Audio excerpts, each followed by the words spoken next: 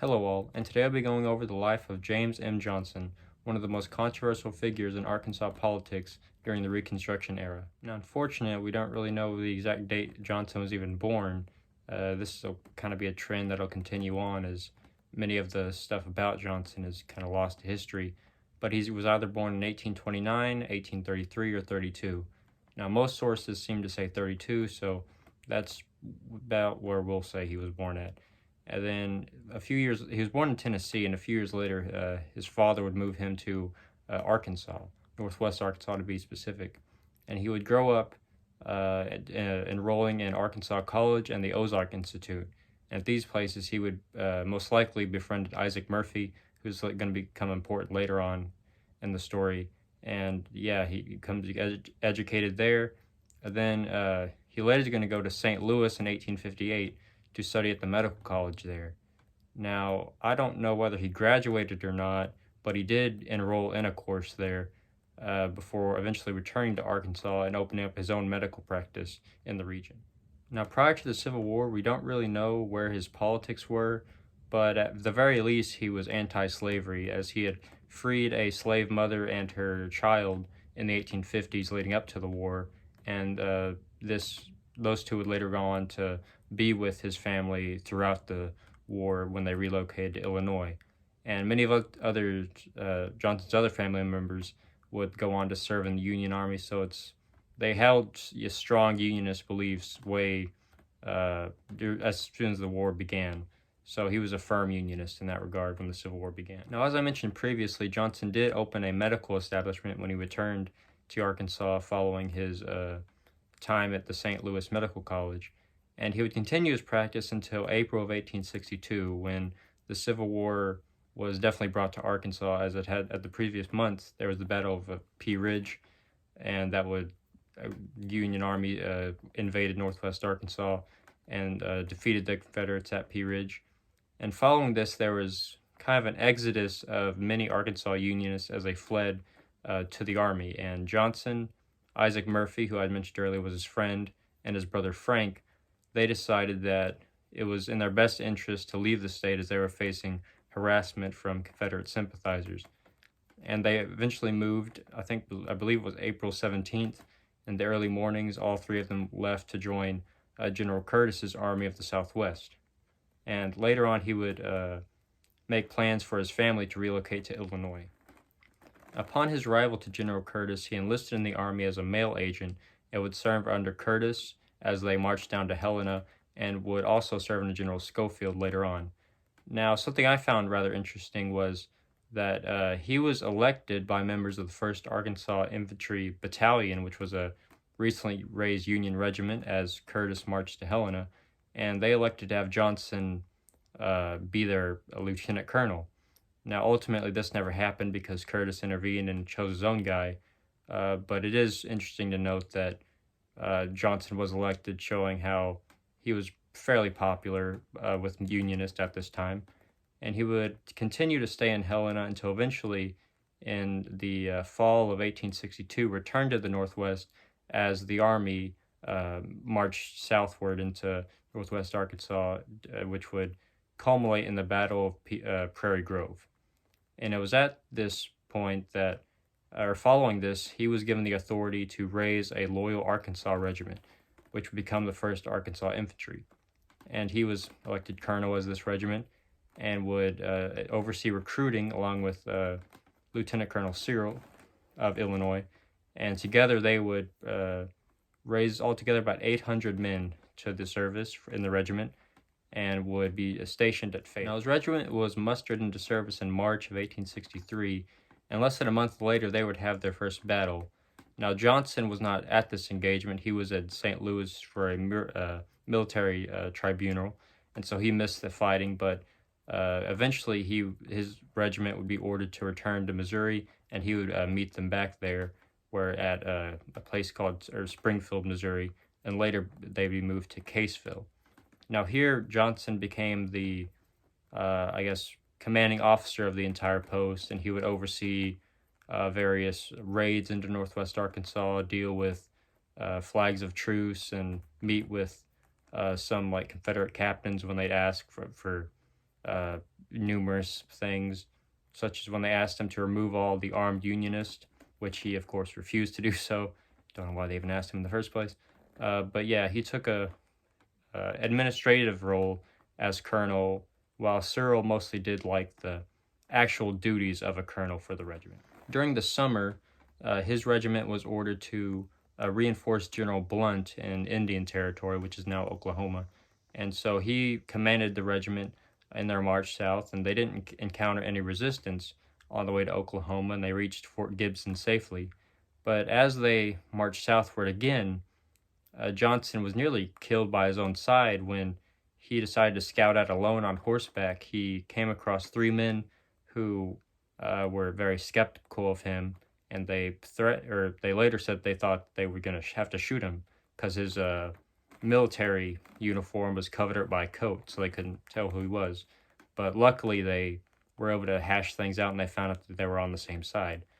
And then later on during the march, Johnson was asked if they could burn this house that had been the home to Confederate sympathizers, and he refused, as it was the home to many Native American women and children. So that's kind of, as colonel, he took a kind of lenient approach, of course, to everything. He didn't want to upset the populace, but eventually his regiment would be the first to reoccupy Fort Smith on September 1st. And and then he would later become actually the commanding officer of Fort Smith, even. And again, he would take a very administrative role, and while the regiment would do various detachments out to ammunition to armed Unionists to help them and so forth. Now, later on, he was ordered to occupy Waldron in November, which he did, and would oversee the deployment of various recon missions throughout the region, until eventually in October, there was a meeting held that nominated Johnson to represent the people of Northwest Arkansas and the U.S. Congress, and the following month he was elected. And in December, he took a leave of absence from the regiment and went up to Washington, D.C., where he would remain for months before returning to Arkansas. But ultimately, he was unable to secure the recognition from Congress, as they didn't trust representatives from any of the seceding states. And so later on, he would work for Abraham Lincoln's re-election campaign before returning to Arkansas following the Camden expedition of 1864. Now, following Johnson's return, he actually wouldn't stay very long, even just a couple months. But in this, he would oversee a supply train from Fort Smith to roughly Dardanelle. And then later on, he would also be reelected again to represent Arkansas in the U.S. Congress, but still he was denied this again. And by the time the Civil War was over, it was clear that he wouldn't have a chance in the U.S. Congress. And so that marked the end of his time in the Civil War as a colonel. In 1864, he was made a brevet brigadier general, which the brevetting system's kind of strange and weird, but just basically consider it an honorary title of brigadier general for Johnson. Now, following the war is where things get really confusing. So, in the election of 1868, this is the first official one to be held since the Civil War, and Johnson was looking like a pretty good candidate for governor for many Arkansas Unionists. Of course, Confederates couldn't vote at this point. Former Confederates couldn't vote at this point. And because he had many things going. He was, of course, from Arkansas. He was a diehard Unionist. He was mostly known for being lenient, not a radical Republican as others had been. But eventually he lost it to Powell Clayton, which was a radical Republican from, I believe, Ohio. So many people are from Ohio, it's ridiculous. But of historical note. But so he was kind of snubbed by this, but instead was made lieutenant governor, which that did some to soften the blow of it, but still the tension was there all along. It was just be a couple months before it truly boiled over. By the summer of 1869, Governor Clayton's policies specifically regarding things like the militia, were very divisive, and many just did not want him in the state anymore.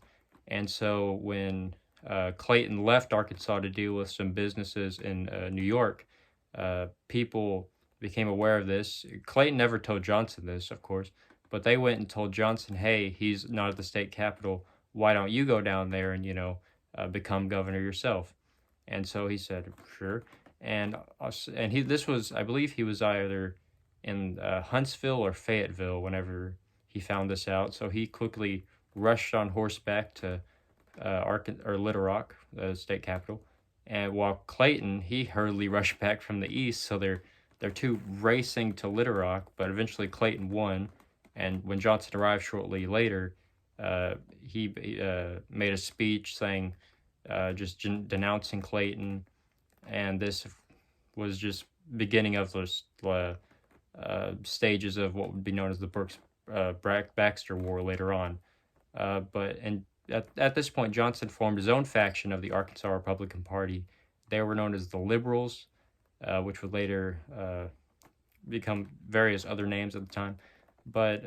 So at this point, they would spend the rest of his time as lieutenant governor basically bickering with Governor Clayton and doing what he could to kind of undermine. In 1871, Clayton was elected to the U.S. Senate from Arkansas, but this created a problem for him because if he had to resign the governorship to accept a Senate seat, but that would mean that Johnson, being the second in line, would become governor, and he certainly did not want that. So he tried numerous attempts. He tried impeachment, which failed. He tried to say that Johnson was not eligible for the office, which failed. And he even tried to have him be ambassador to Hawaii for some reason. But imagine that in Arkansas being the ambassador to Hawaii. But this, of course, failed again. So eventually, the two reached an agreement that the current Secretary of State would resign. Johnson would be appointed Secretary of State, and someone that Clayton liked would be appointed Lieutenant Governor. So, and there are multiple accusations that Johnson was paid like $15,000 to go through with this. I don't know if that's ever been proven or not. I don't think it's been, but eventually this would cause Johnson's reputation to basically plummet in the Arkansas political world. So, and this same year also he would lose his first child as she died during childbirth. So 1871, not a very good year for Johnson, or really Arkansas as a whole, because multiple things were going around at this time that were just horrible. Now, unfortunately, his service as Secretary of State for Arkansas, I don't really know that much about it. He was secretary during the Brooks-Baxter War, and he supported Joseph Brooks, when he tried to overtake the governorship from Eliza Baxter, which this would fail. But what I do know is that the State House, the old State House, now called, was completely trashed during the ordeal, and so he had to go through and kind of oversee the repairing efforts, which big ups there, Johnson, because that building's kind of cool. So good on him for that.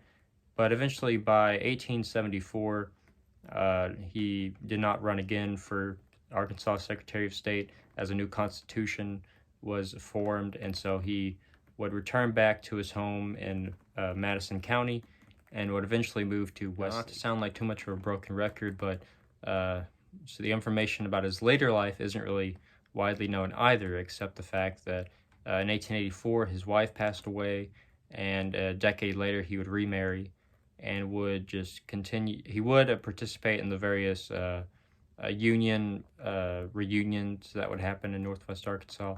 And in 1913, he would pass away. Now, Johnson's kind of an interesting character to me because in some regards, you can kind of see him being not very honorable given how he tried to overtake the governorship, or how he was kind of easily led to doing what people told him to, but also whether or not he was corrupt or not with the $15,000 ordeal. Unfortunately, we'll never know, but he's an interesting character, to say the least, in Arkansas history, one that hardly anybody knows at this point, and he's hardly ever mentioned any much things about the governorship. But yeah, that's the life of James M. Johnson, the Arkansas Unionist colonel who later became a prominent politician in the state and would eventually lose his kind of grace in Arkansas politics, but as many did during Reconstruction. But yeah, hope you all enjoyed, and that's it.